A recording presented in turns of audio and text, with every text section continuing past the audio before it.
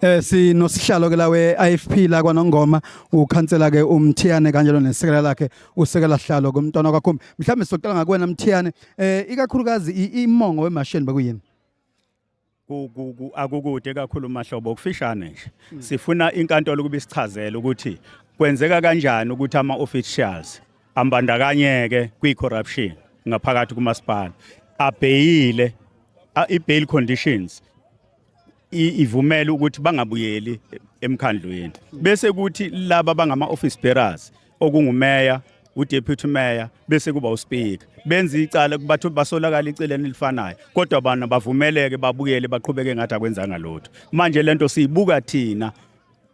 inkece zomphakathi wakwaNongoma zikwi-risk ngoba ngisho ubufakazi abukazi ukutholakala ngoba thina i-crime scene le ababuye futhi basebenze kuyo nabe kufanele nabanga ukungadinga bakhipha ubufakazi ngeke bekwazi ukukhipha ubufakazi bekhona futhi ngaphakathi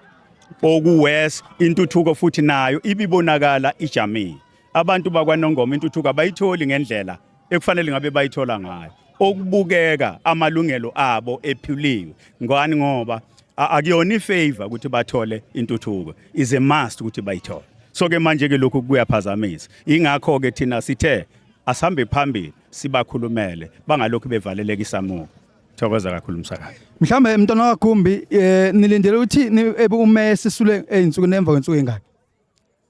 i-memorandum ibithi akasule einsukwini eziwu7 noma zingakapheli Ningathini kuyiqembu lakhe ngoba sesizwile njengamanje ukuthi inkantolo isikhiphe umbiko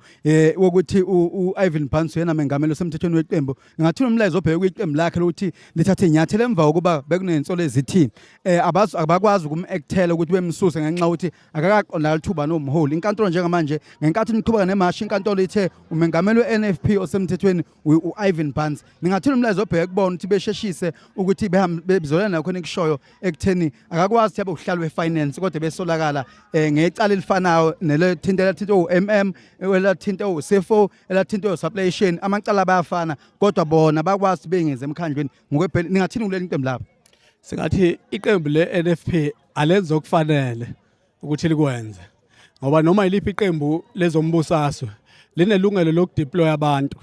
futhi umthetho uyaliphoqa noma ulindele umthetho ukuthi bebe namandla futhi ukuthi uma umuntu ekenze kahle emphakathini bamthathele inyathelo therefore siyalibongela ngokwesinqumo senkantolo esivuna umhlonishwa uBhansi siyathemba ukuthi uzokwenza okufanele njengamongameli konke amaqembu ezombusazwe azibophezele ekusizeni abantu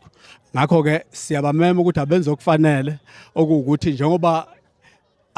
umsolwa nathi sine memorandum esiyifakile sikhuluma futhi siyi-majority political party ngaphakathi emkhandlwini wakwaNongoma sikhuluma on the interest of abantu bakwaNongoma sithemba ukuthi i-NFP isenzele okuyikho nokufanele ukuthi imthathele inyathelo yenzele ukuthi siyihloniphe singabantu sibone ukuthi babe yisungulela ukusiza abantu okwangempela yilokho esingakusho